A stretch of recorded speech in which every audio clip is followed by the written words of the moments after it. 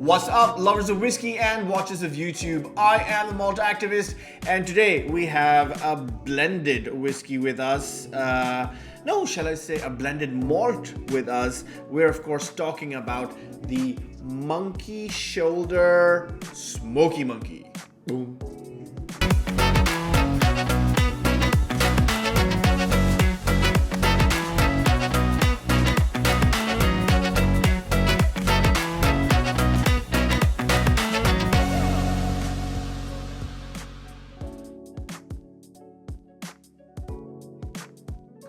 I'm sure most of you have had the Monkey Shoulder before. I think it's a normal whiskey, nothing complex about it. And I appreciate the fact that they developed it as a mixing whiskey. It says the ultimate mixing whiskey, which means that it was by design not supposed to be overly complex or challenging for anyone to drink.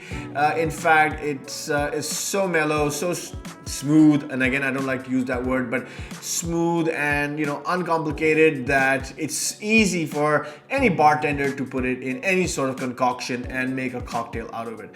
And that was the thinking behind the design of that whiskey, and I think they've succeeded by and large. When I say they, I'm talking of course about William Grant and Sons and the gentleman, the master blender behind Monkey Shoulder, the awesome Mr. Brian Kinsman of Glenfiddich fame. So it definitely has some pedigree behind it, some very strong credentials in Brian Kinsman. And so, as a casual drinker of whiskeys, the Monkey Shoulder is probably one of the more accessible whiskeys out there on the market. And like I said, it's designed to be part of cocktails. So, should whiskey reviewers like myself be sitting down and trying to pick apart a whiskey and analyze it and figure out its different nuances, when they very clearly stated, man, hey, I mean, you can drink it if you like, straight up, but it's meant for cocktails. So, which brings us to the Smokey Monkey. I would have liked it if they called it the Smokey Shoulder, but it's the Smokey Monkey. So I have here with me batch 9, as you can see. This is bottled at 40%. Of course, it's bottled only at 40%. It has to be for it to work in cocktails. And let's see what the label says. The label says, a twist on our original blend. Smokey Monkey is a marriage of Scotland's finest malt whiskies and brings notes of peat and barley sugar for a sweet, smokier taste. So, for those of you who are not aware of the difference between a blended whiskey and a blended malt whiskey, this whiskey only contains single malt whiskeys. There are no grain whiskeys in this. I wish I knew exactly what distilleries, but I'm guessing there's some Balvenie, there's some Glenfiddich, and some, I think it was, I forget the third one, which was there in the original Monkey Shoulder. I don't know what smoky whiskey is in here. Maybe I should have done some research, but literature was very, very scarce on the ground. Well, let's see. Let's drop it in the glass. Here we go. There you go. That's what it looks like. I'm sure it's fairly heavily colored. I don't see any reason why you wouldn't color a whiskey like this. So, pending any other information, I'm going to assume that this is colored. And for a blended whiskey, I don't mind when a blended whiskey is colored, because it's serving a slightly different purpose than single malt whiskeys. If you're wondering why it's called Monkey Shoulder, it's actually a cool story, and I like whiskeys that sort of pay homage to sort of old school whiskey making. And essentially what the name Monkey Shoulder comes from the fact that you had these malt men in the malting floors, and they were like constantly turning the malt using a big fat spade, and they would do this so often that they developed a condition where their hands would droop down on their sides, and it was said that, hey, that person now has Monkey Shoulder, which is a terrible way branding someone's work-related injury and giving it a name, and I think a fairly offensive name like monkey shoulder. It's you contracted this injury during work. And now they don't even have the decency to give it like a proper serious name, because it must be a serious condition having your hands hang down by the side. And I'm sure some Scottish guy who was sitting on the fence smoking a cigarette and drinking whiskey and saw these guys walking around and he went, "Hey, monkey shoulder!" And that's probably how the name stuck. Of course, this is all conjecture, but I'm pretty sure. I wouldn't be surprised if someone told me that's exactly how it happened. So, the condition of your shoulders, from working too hard in the malt floors as they hang down, is called monkey shoulder, and it is now being used to commemorate and name this rather famous and popular whiskey now. So there's a bit of trivia about the name monkey shoulder. Now, this whiskey, what do we think?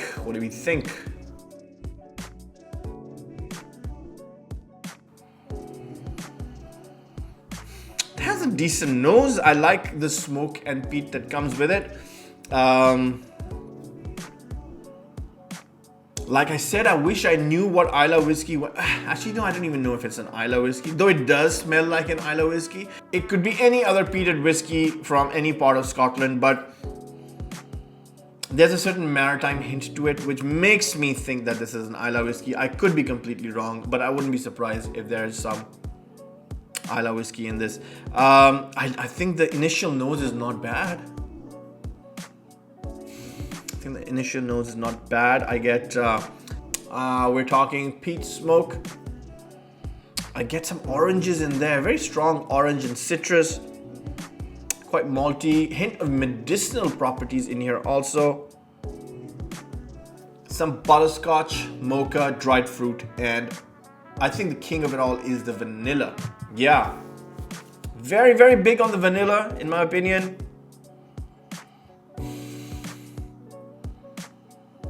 I think the nose is decent. I think it's a little intriguing. It's not overly complex. I'm happy to nose this and not write this off as absolute garbage, which I don't think it should be.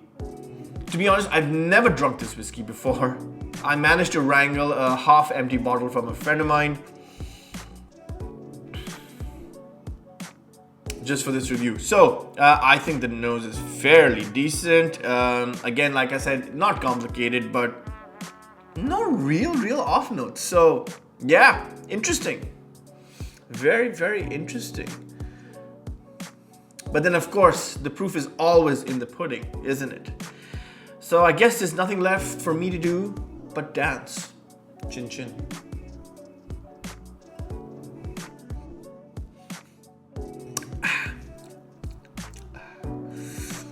Yeah,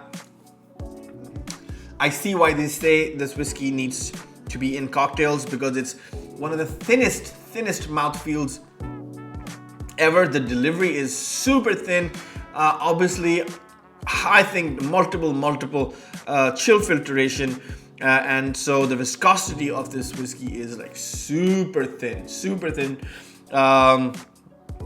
But you know, it's okay on the palate. Obviously nothing great, and I wasn't expecting much more than that. The palate translates quite sort of honestly with the nose itself, so I still get, you know, the hints of orange and citrus, medicinal, dried fruits, and again that, you know, lots of vanilla in here as well. So very, very true to the nose.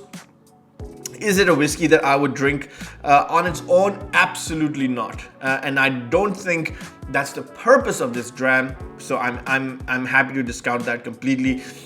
Having said that, I don't mind really drinking the monkey shoulder, the original one, not the peated one, not the smoky one, on its own. But this one, definitely not. It's not my cup of tea, especially, and I'm a big fan of good, fat, robust mouthfeels, and if it's not going to serve the purpose, then I am not happy with that whiskey. And this one I am not happy with. if drunk neat.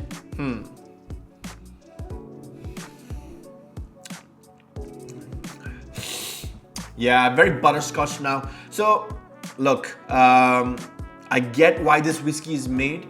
I know I've spoken to a lot of Glenfiddich brand ambassadors who know their job and who have a very, very clear mindset of what they want Glenfiddich to be moving into the future, and they want to make it super accessible to everyone. And I think Monkey Shoulder is kind of that prototype of being an accessible whiskey that is going into the hands of younger people who are not so much concerned about the complexity and nuances of whiskeys, but just want to go out there and have a good time.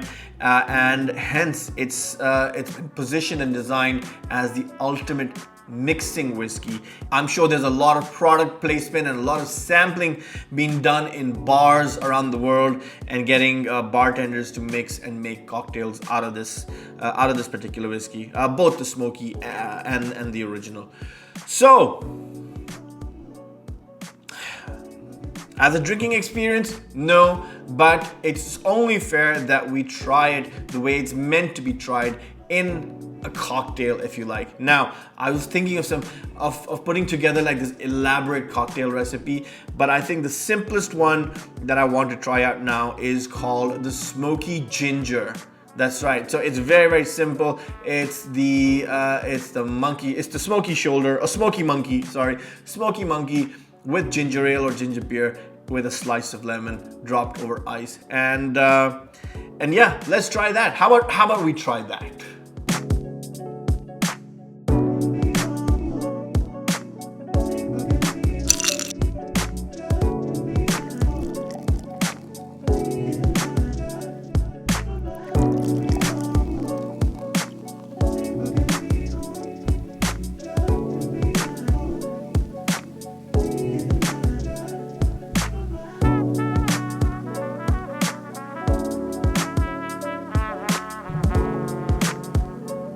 So that's what it looks like. It's got a nice, pretty color. Okay.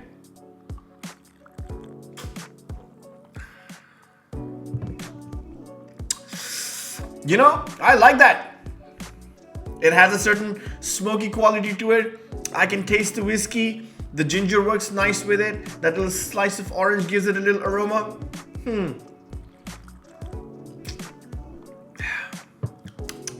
Yeah, I would drink this. In fact, I am going to drink this. I'm going to drink the whole thing. In fact, I'm going to add a little more. Whiskey. Yeah.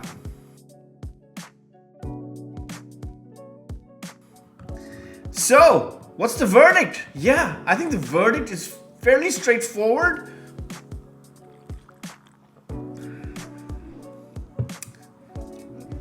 That's a damn fine smoky ginger. If you ask me, I'm really happy with this. I would happily drink this at the bar. It's not a whiskey that I would drink on its own and sit with my friend and dissect its nuances. Of course not. But you know, I'll put it in some ginger beer or ginger ale and add a slice of orange to it, and I'll be very happy drinking this on a sunny afternoon, sitting outside with some friends.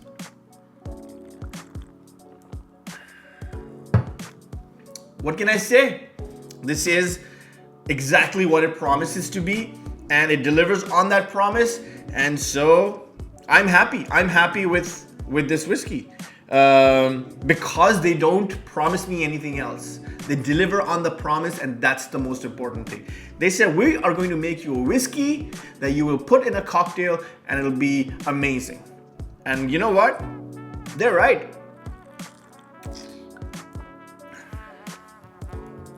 I know ginger beer or ginger ale masks 90% of the flavors or whatever it is, but my purpose of drinking this particular cocktail is for a refreshing experience, and that's exactly what it's doing. And I'm happy to have this whiskey on my shelf, to drink it the way they've told me to drink it, in a cocktail, and not worry too much about the complexities and why something tastes like this or that.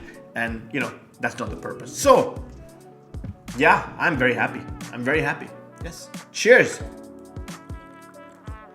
I'm gonna have one more. Definitely gonna have one more. So thank you. Thank you for joining me for this whiskey review. Try out this whiskey, put it in a cocktail, have a good time with your friends. I'm happy. I'm happy. And so should you be. So thank you. Thank you for joining me for this whiskey review. I'm the Malt Activist. Until next time. Peace.